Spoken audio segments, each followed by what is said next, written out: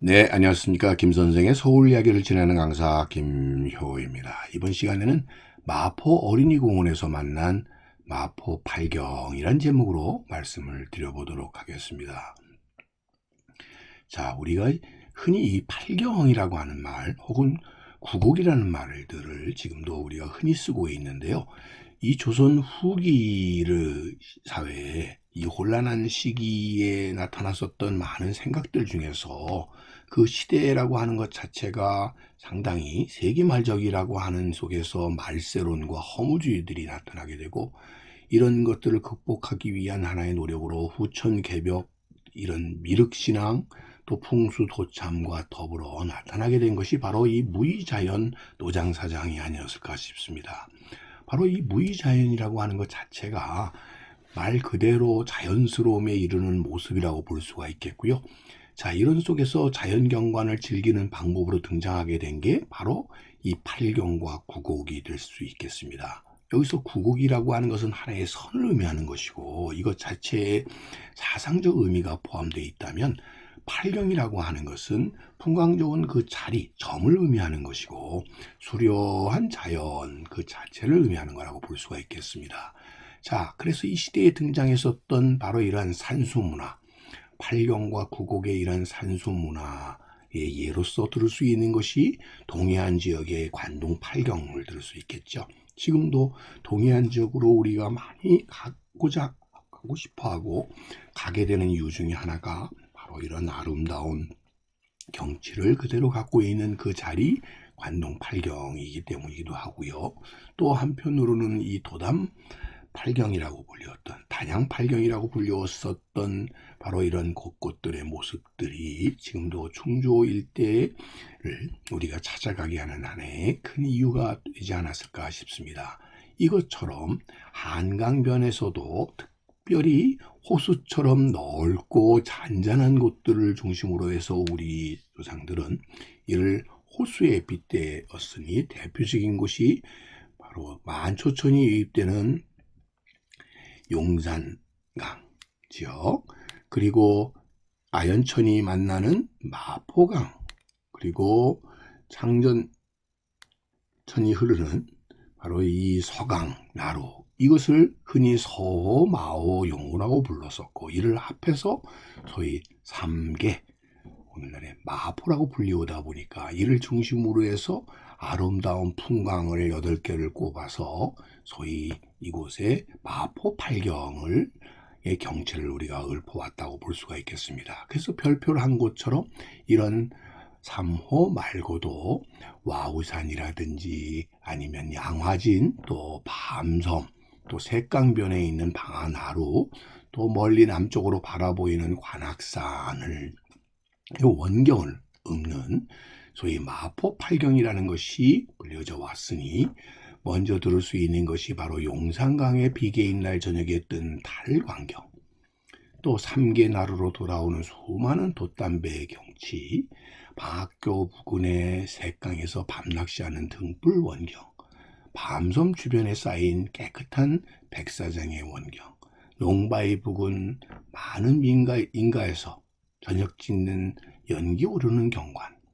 와우산에서 은은히 들려오는 목동들의 피리소리, 양화진 강 하류에 붉게 문든 낙조와 노을의 장엄한 경치, 관악산의 맑게 긴 날 어른거리며 오르는 아지랑이의 신비로운 원경들을 바로 이 마포 팔경으로 이렇게 정해서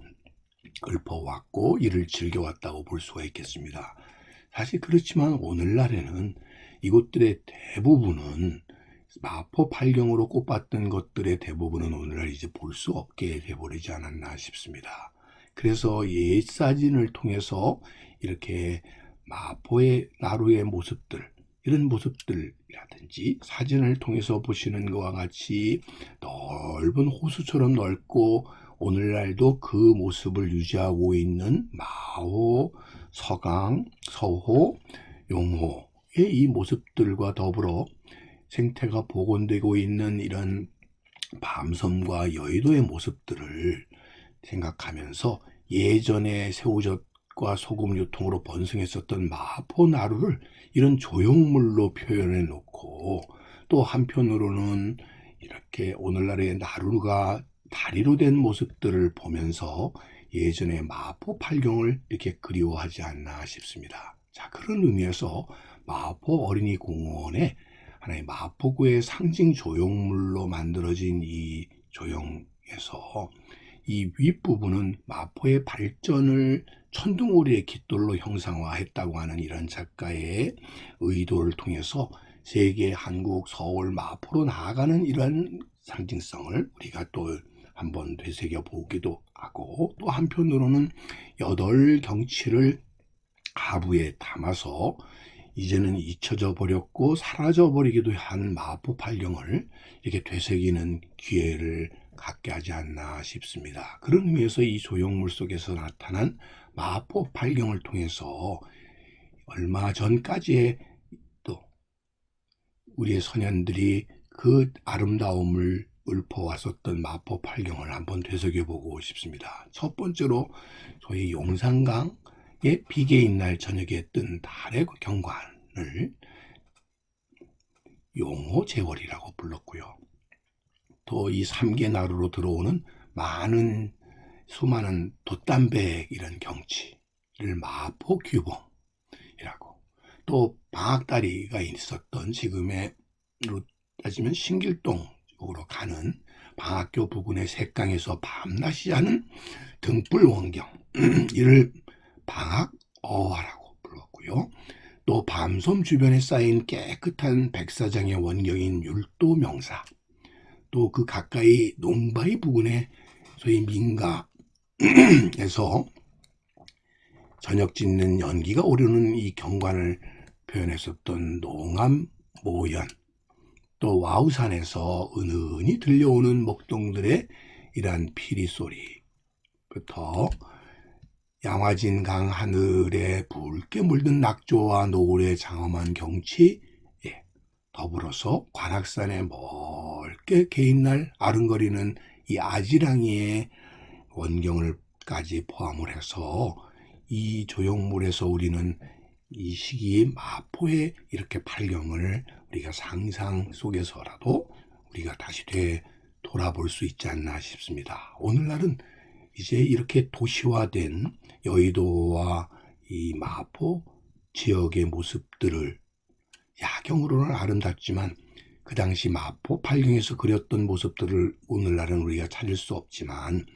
결국 이런 조형물들을 통해서 그 시기 자연 경관을 즐기는 방법으로 내세웠었던 바로 이런 마포 팔경의 예들을 통해서 우리 심성 속에 남아있는 이런 산수 문화를 즐기는 방법들을 한번 되새기는 시간을 가져보면 어떨까 하는 생각을 해보게 됩니다. 자, 오늘 이 시간에는 그래서 이제는 이렇게 바삐 달려가는 도로로 바뀌어버린 이런 도시화된 풍경 속에서 한적하게 자연을 오로지 즐기려고 했었던 이런 마포 팔경의 이런 팔경의 산수 문화를 한번 되새겨보는 시간을 가져보았습니다.